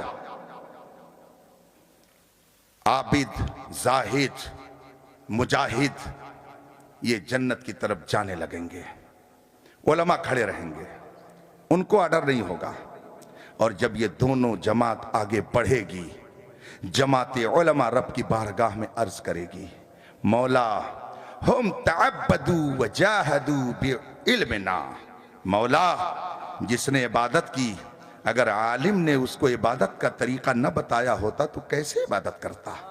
عالم نے اگر اسے طہارت کا طریقہ نہ بتایا ہوتا تو کیسے وضو کرتا؟ عالم نے اگر اسے نماز پڑھنے کا طریقہ نہ بتایا ہوتا تو کیسے نماز پڑھتا؟ آج نہ جانے کتنے ڈاکٹر، انجینئر، پروفیسر ہوں گے جو بڑے قابل ہوں گے، لیکن خدا کی بارگاہ میں معذرت کے ساتھ عرض کر رہا ہوں، خدا کی بارگاہ میں ان کو کھڑے ہونے کا ڈھنگ نہیں ہے، खुदा की बारगाह में खड़े होने का ढंग नहीं।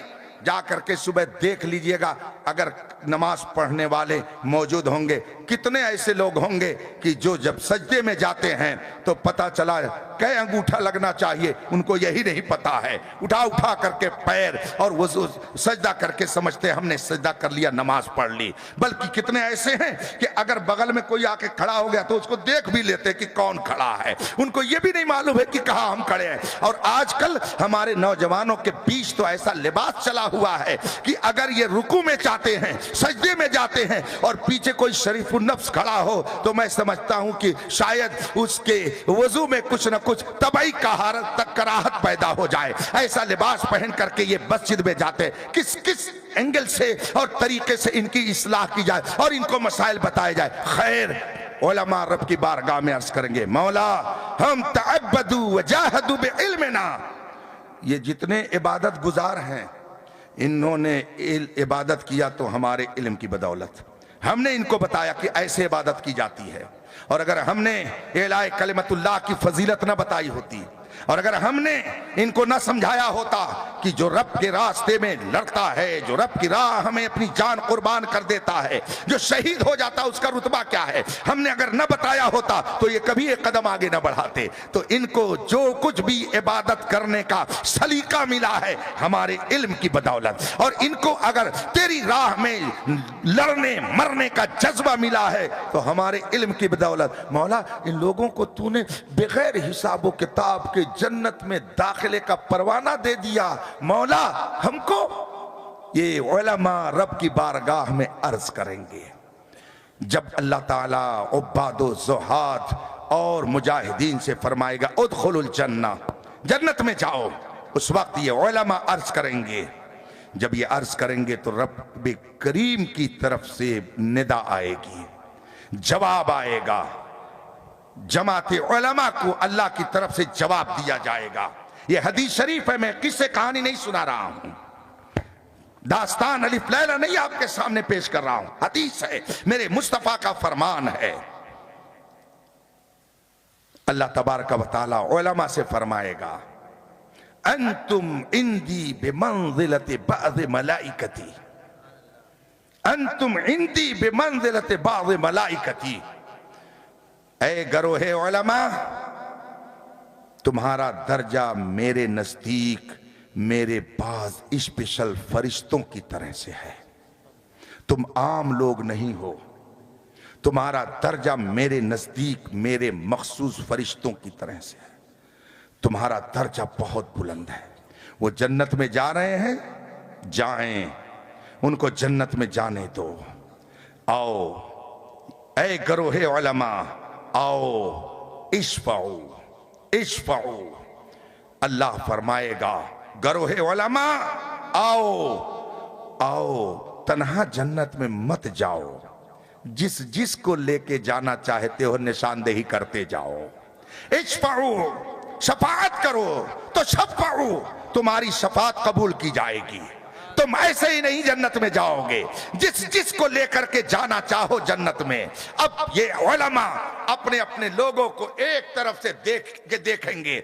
यहां अख्तर हुसैन कादरी आपके सामने बैठा है। सुबह अगर आप लोग देख लें, कोई भी देख ले, मुझे पहचान लेगा कि यहां अख्तर हुसैन कादरी है ये। लेकिन आप लोग यहां बैठे हैं और मैं अगर सुबह देखूं तो मैं तो नहीं पहचान पाऊंगा, इसलिए कि इतने चेहरों को मैं अपने दिमाग में नहीं रख सकता हूं। ये दुनिया में होगा, लेकिन मैदान महशर में इसका बरअक्स होगा, इसका उल्टा होगा। यहां आप पहचान रहे हैं, वहां सच्चा आलिम पूरे मजमे में अपने एक एक मुईनो मददगार को पहचानेगा। अल्लाह फरमाएगा, ऐ उलमा चलो तुम शफाअत करो। अब ये उलमा नजर दौड़ाएंगे कि किस किस ने दुनिया में मेरे साथ एहसान किया है। अगर किसी ने वजू कराया होगा, अल्लाह की बारगाह में आलिम अर्ज करेगा, मौला फला आदमी ने मुझे वजू कराया था, मौला उसे भी जन्नत में भेज दे। अल्लाह फरमाएगा, चल उसको भी साथ में ले ले। उधर एक आदमी कहेगा, मैंने भी तो कुछ کچھ کیا ہے؟ عالم کہے گا مولا اس نے اس مدرسے میں تعاون کیا تھا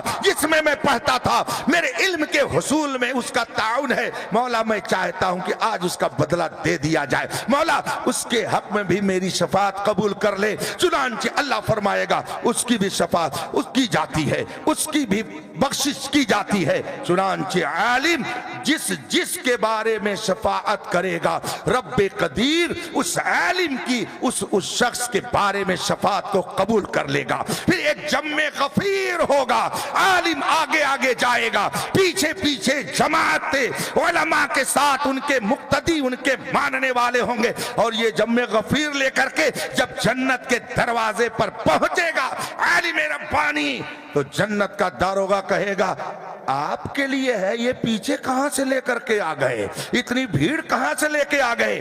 اس وقت رب کی طرف سے ندا ہوگی جانے دو، اس عالم کا یہ مقام ہے کہ جس کو یہ جنت میں لے جانا چاہے اس کو اجازت دی جاتی ہے۔ یہ جنت میں جانے کے لیے ذریعہ سچے علماء آپ کے لیے بنیں گے۔ بس اور آخری بات، اور جب جنت میں پہنچ جائیں گے تو ایسا نہیں ہے کہ وہاں آپ ان سے بے نیاز ہو جائیں۔ اعلیٰ حضرت رضی اللہ تعالیٰ عنہ نے بڑی پیاری حدیث ذکر فرمائی ہے فتاوی رضویہ شریف کے اندر۔ فتاوی رضویہ اعلیٰ حضرت کے فتووں کی کتاب ہے جو 30 جلدوں میں اس وقت چھپ رہی ہے۔ اعلیٰ حضرت نے 1000 کتاب لکھ کر کے امت مسلمہ کی صحیح رہنمائی فرمائی ہے۔ 1000 کتابیں اعلیٰ حضرت نے لکھ کر کے دنیا کو عطا کیا ہے، اور اپنے علم اپنے عقل سے حیران کر دیا لوگوں کو۔ اسی لیے خود بطور تحدیث نعمت آپ نے کہا ملک سخن کی شاہی تم کو رضا مسلم، یہ سمت آ گئے ہو سکے بٹھا دیے ہیں۔ جنتی جنت میں جب چلے جائیں گے، ہم لوگ بھی رہیں گے انشاءاللہ، انشاءاللہ امید یہ رکھنی چاہیے گرچہ ہیں بے حد قصور، تم ہو عفو و غفور، بخش دو جرم و خطا تم پہ کرو رو دو رو۔ انشاءاللہ ہم سب لوگ رہیں گے جو سنی صحیح عقیدہ، بلکہ زمانے میں میں کہتا ہوں جو مسلک اعلیٰ حضرت پر سچائی سے قائم ہوگا انشاءاللہ جنت کی بہاریں اس کا استقبال کریں گی۔ اس وقت جو حالات ہیں، اگر آپ نے مسلک سے ادھر ادھر قدم ہٹا کر کے رکھا دوسری طرف تو پھر سمجھ لیجئے آپ میں سے بہت سارے لوگ حضور خطیب البراہین علی رحمت و رضوان کے مرید ہیں۔ حضرت کے علاقے کا میں ہوں، حضرت میرے علاقے کے، حضرت سے مجھے دلائل الخیرات شریف کی اجازت حاصل ہے۔ میرے غریب خانے پہ حضرت تشریف لاتے تھے، مجھ پہ کرم فرماتے تھے۔ حضرت کا خطاب بہت سارے لوگوں نے سنا ہوگا اور حضرت کی نصیحت بھی سنی ہوگی۔ حضور خطیب البراہین قدس سرہ فرماتے تھے اپنی زبان میں، بابو جو مسلک اعلیٰ حضرت سے ہٹا وہ ہٹا۔ کیسا شاندار جملہ تھا، جو مسلک اعلیٰ حضرت سے ہٹا وہ ہٹا۔ تو اس جملے پر میں آگے ایک جملہ اور کہہ دیتا ہوں کہ جو مسلک اعلیٰ حضرت سے ہٹا وہ ہٹا اور جہنم کی دیوار سے سٹا۔ اس لیے اگر آپ چاہتے ہیں کہ جنت آپ کا استقبال کریں تو مسلک اعلیٰ حضرت پر مضبوطی سے قائم رہیے گا، اور جب علماء سچی بات بتائیں تو آپ برا مت مانیے گا۔ جرم کریے، علماء ہدایت دیں تو آپ اس کو برا مانیں گے، یہ دوہرا جرم ہو جائے گا۔ بہت سنبھل کر کے رہیے گا۔ اور شادی شدہ لوگ اپنی زبان بھی بہت احتیاط سے استعمال کر رہے ہیں، ورنہ جب ایمان جائے گا تو صرف ایمان نہیں جائے گا، بیوی بھی چلی جائے گی، یاد رکھیے گا۔ اس لیے کہ علماء یہی کہتے ہیں نا کہ اگر کسی شخص نے کفر کیا تو وہ تجدید ایمان بھی کرے اور تجدید نکاح بھی کرے۔ کیا مطلب ہوا؟ یعنی ایمان گیا تو بیوی بھی چلی گئی، تو ایمان بھی بچائیے اور بیوی بھی بچائیے، اس کا خیال رکھیے گا۔ بیوی بھی بچانا ضروری ہے اور ایمان بھی بچانا ضروری ہے، دونوں کا بڑا گہرا رشتہ ہے، اس کو ہمیشہ خیال میں رکھیں۔ جنتی جنت میں چلے جائیں گے انشاءاللہ، ہم اور آپ بھی چلیں گے نبی کے صدقے میں۔ ہم آئے یہاں تمہارے لیے، اٹھے بھی وہاں، اور جو نبی کے دامن میں یہاں پناہ لیے ہوگا، اعلیٰ حضرت کے برادر محترم حضرت حسن بریلوی رحمت اللہ تعالیٰ علیہ نے کیا بہترین خوشخبری دی۔ فرماتے ہیں ڈھونڈائی کریں صدر قیامت کے سپاہی، وہ کس کو ملے جو تیرے دامن میں چھپا ہو۔ اسی لیے اعلیٰ حضرت نے فرمایا آج لے ان کی پناہ، آج مدد مانگ ان سے، کل نہ مانیں گے قیامت میں اگر مان گیا۔ اس لیے مضبوطی سے مسلک اعلیٰ حضرت پر قائم رہیے گا، نبی کی محبت کو سب پر فوقیت دیجیے گا۔ دنیا کے سارے محبوب ساتھ چھوڑ دیتے ہیں، وہی ایک ایسے محبوب ہیں کہ جو قبر میں بھی اجالا بن کر کے آئیں گے۔ یاد رکھیے گا، اعلیٰ حضرت نے فرمایا ہے قبر میں لہرائیں گے تا حشر چشمے نور کے، جلوہ فرما ہوگی جب طلعت رسول اللہ کی۔ اس لیے اس سے کوئی سمجھوتا نہ کیجیے گا۔ اگر آپ چاہتے ہیں قبر کی تاریک کوٹھری میں روشنی رہے تو عشق نبی کا چراغ لے کر کے قبر میں جائیے گا، ورنہ چاہے آپ دولت کما لیں یا پوری دنیا کے بادشاہ بن جائیں، کچھ ہونے جانے والا نہیں ہے۔ میرے مرشد گرامی حضور تاج الشریعہ فرماتے ہیں سنیت ہے تو سب کچھ ہے، سنیت نہیں تو آپ کتنے بڑے ڈاکٹر ہیں، انجینئر ہیں، پروفیسر ہیں، لائر ہیں، جو بھی ہیں آپ سمجھیں، لیکن جو سنی صحیح العقیدہ نہیں ہے وہ جنت کی بہاریں نہیں دیکھ سکتا ہے۔ جسے جنت میں جانے کا شوق ہو وہ مصطفیٰ کی غلامی کا پٹا گلے میں ڈالے رہے، جنتی جنت میں چلے جائیں گے۔ اب اللہ کی طرف سے اعلان ہوگا، اللہ کی طرف سے اعلان ہوگا، اور کیا چاہیے جنتیوں بتاؤ، اور کیا تمہیں چاہیے، تمہاری کیا تمنا ہے؟ جنتی جب رب کا یہ اعلان سنیں گے تو آپس میں ایک دوسرے سے کہیں گے کیا مانگیں؟ جنت میں تو سب ہے، کون سی ایسی چیز ہے جو جنت میں نہیں ہوگی؟ شاندار مکان، بہترین قسم کا لباس، عمدہ قسم کی غذائیں، جو چاہے گا انسان سب جنت میں۔ وَلَكُمْ فِيهَا مَا تَشْتَهِي أَنفُسُكُمْ وَلَكُمْ فِيهَا مَا تَدَّعُونَ۔ قرآن کہتا ہے جو تمہارا دل چاہے گا سب اللہ تعالیٰ تمہیں عطا کرے گا جنت کے اندر، سب رہے گا جنت میں، ساری چیزیں رہیں گی۔ مگر جب اللہ کی طرف سے اعلان ہوگا اور کیا چاہیے تو لوگ نہیں سمجھ پائیں گے کہ کیا مانگیں، اب کیا مانگیں، سب تو موجود ہے۔ جنت میں حور و غلمہ ہیں، جنت میں اعلیٰ مکان، رہنے کے لیے ساری سہولتیں، کیا مانگیں؟ تو ان کے دل میں اچانک یہ بات ڈالی جائے گی، نہیں سمجھ پا رہے ہو کہ کیا مانگیں اللہ سے؟ اعلان ہو رہا اس کی طرف سے اور کیا چاہیے، نہیں سمجھ پا رہے ہو تو جاؤ اپنے علماء سے پوچھ لو، اپنے علماء سے پوچھ لو۔ اعلیٰ حضرت اس حدیث کو کوٹ کرنے کے بعد فرماتے ہیں عوام دنیا میں بھی علماء کے محتاج ہیں اور جنت میں بھی علماء کے محتاج رہیں گے، یہاں بھی محتاج رہیں گے، وہاں بھی محتاج رہیں گے۔ ان کے دل میں یہ بات آئے گی کہ چلو جاؤ علماء سے پوچھو، چنانچہ لوگ علماء کی طرف جائیں گے کہ چلیں علماء سے پوچھیں۔ انشاءاللہ حضرت صوفی صاحب کے مریدین صوفی صاحب سے ملیں گے، صوفی صاحب سے پوچھیں گے، تاج الشریعہ کے مریدین تاج الشریعہ سے پوچھیں گے، مفتی اعظم کے مریدین مفتی اعظم سے پوچھیں گے، محدث اعظم کے مریدین ان سے پوچھیں گے، اعلیٰ حضرت کے مریدین اعلیٰ حضرت سے پوچھیں گے، اور ہم سب بڑے پیر صاحب کے غلام اور ان کے مرید ہیں تو انشاءاللہ سب لوگ غوث اعظم سے پوچھیں گے، سب رہیں گے وہاں پہ انشاءاللہ۔ تو یہ علماء کے پاس جائیں گے کہ رب کی طرف سے اعلان ہو گیا ہے اور کیا چاہیے۔ اچھا آپ بتائیں گے کہ کیا چاہیے وہاں، اور کیا چاہیے؟ اور ماشاءاللہ میرے مصطفیٰ نے اپنے نائبین کے مقام کو کس طرح سے واضح فرمایا۔ اللہ کے رسول صلی اللہ علیہ وسلم کی حدیث میں آپ کو سنا رہا ہوں، جب جنتی جنت میں چلے جائیں گے خدا کی طرف سے اعلان ہوگا اور کیا چاہیے، عوام نہیں سمجھ پائیں گے کہ اور کیا چاہیے، کیا مانگیں، دل میں بات ڈالی جائے گی جاؤ علماء سے پوچھو۔ تو یہ علماء کے پاس جائیں گے کہ خدا کی طرف سے یہ اعلان ہوا ہے، اب ہم خدا سے اور کیا مانگیں، ہمیں اور کیا چاہیے، سب کچھ تو موجود ہے جنت کے اندر۔ علماء رہنمائی فرمائیں گے کہ اللہ کی طرف سے جب یہ اعلان ہو گیا کہ اور کس چیز کی تمنا ہے اور کیا چاہیے، تو سب کچھ تو موجود ہے۔ رب کی بارگاہ میں چلو عرض کرو مولا تو نے شاندار مکان دیا، سونے چاندی کی دیواریں تو نے بنا کر کے مجھے دی ہے، جنت میں ساری نعمتیں تو نے عطا کر دی، مولا اب ان میں سے ہم کو کسی چیز کی تمنا نہیں، سب تو نے دے دیا، مولا اب ایک تمنا ہے، مولا اب ایک خواہش ہے، مولا دل کے اندر ایک مدعا ہے۔ علماء کہیں گے جاؤ رب کی بارگاہ میں عرض کرو مولا تو نے سب دے دیا ہے، اب اپنا جلوہ دکھا دے، اپنا دیدار کرا دے۔ اب یہی تمنا ہے کہ اپنا دیدار کرا دے۔ چنانچہ علماء کی رہنمائی میں عوام رب کی بارگاہ میں عرض کریں گے کہ مولا تو نے سب دیا ہے، اب اپنا دیدار کرا دے، تو رب قدیر وہاں پہ جنتیوں کو اپنا دیدار کرائے گا۔ یہ ہے علماء کا مقام۔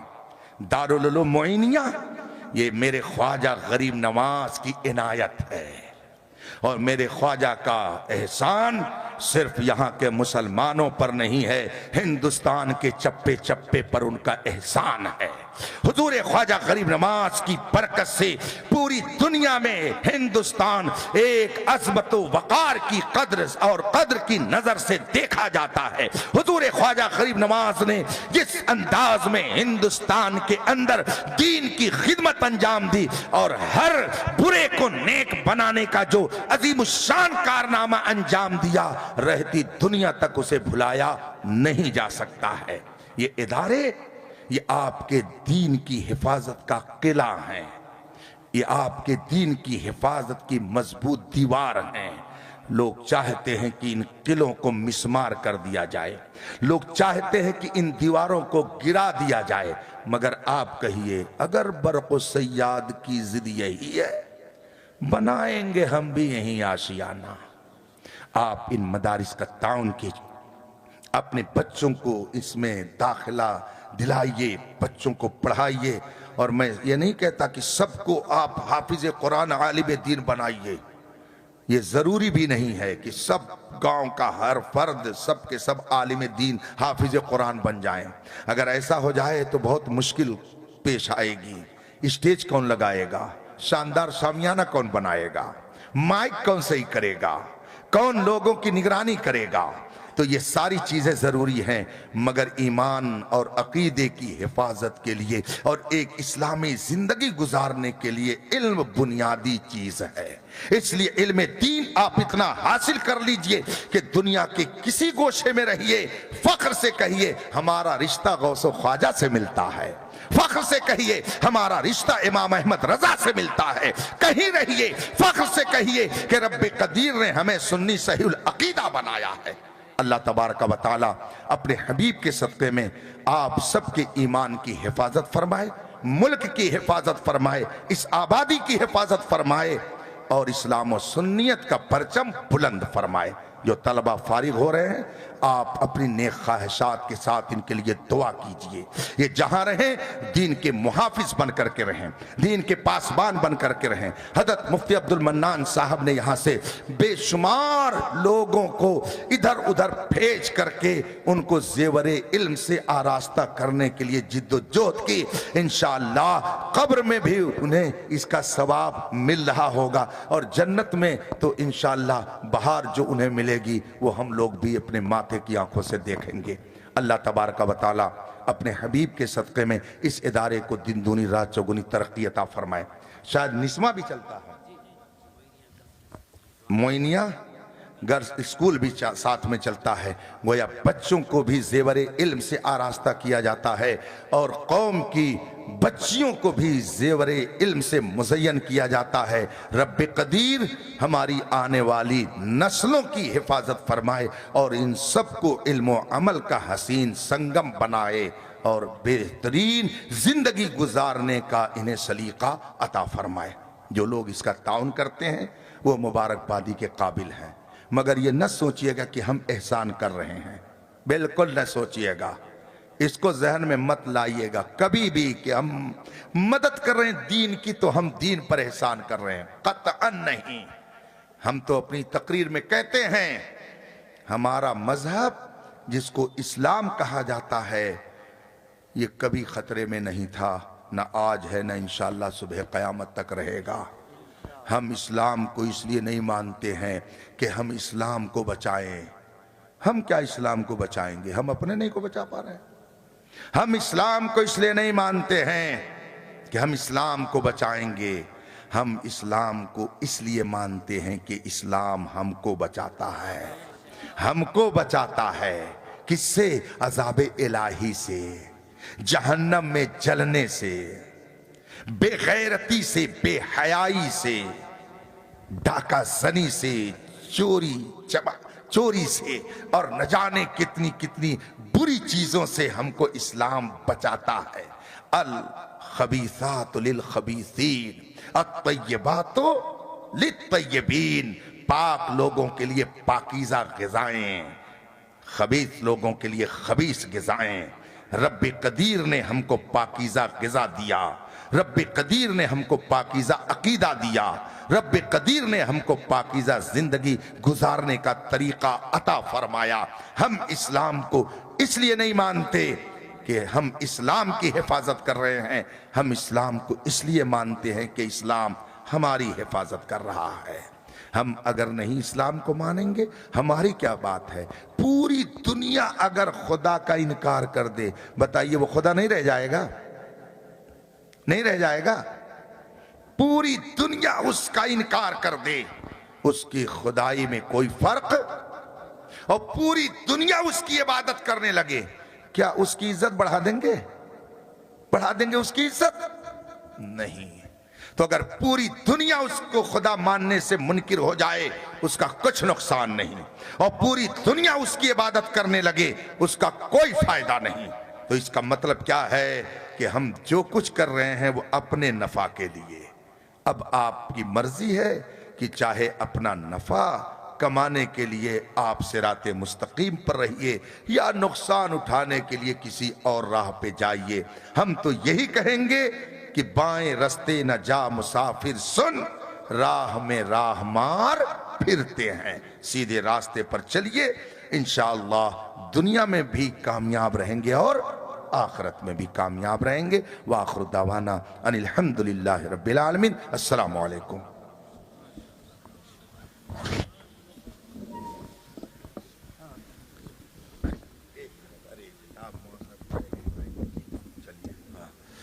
چلیے اس کا بھی ماشاءاللہ میں نے سوچا تھا کہ درمیانے یہ عزیز گرامی مولانا بلال احمد نظامی صاحب جو حضرت مفتی عبد المنان صاحب علیہ رحمہ کی محنت اور کوشش کا ثمرہ ہیں، انہوں نے علم حاصل کیا، اور ابھی آپ نے سنا کہ یہاں کے پڑھے ہوئے بچوں نے اتنی ترقی کی کہ انہوں نے اردو میں مضمون بھی لکھا، کتاب بھی لکھی، مقالے بھی لکھے۔ چنانچہ عزیز گرامی مولانا بلال احمد نظامی صاحب نے ایک کتاب ترتیب دی، اسلام میں غلامی کا تصور ما 40، یعنی اس میں انہوں نے قدیم زمانے کے حالات جو تھے اس کو سامنے رکھ کر کے ایک مخصوص طبقے کے حوالے سے گفتگو کی ہے، اور اسلام نے اس دبے کچلے طبقے کو کتنی عزت عطا کی اس کو بیان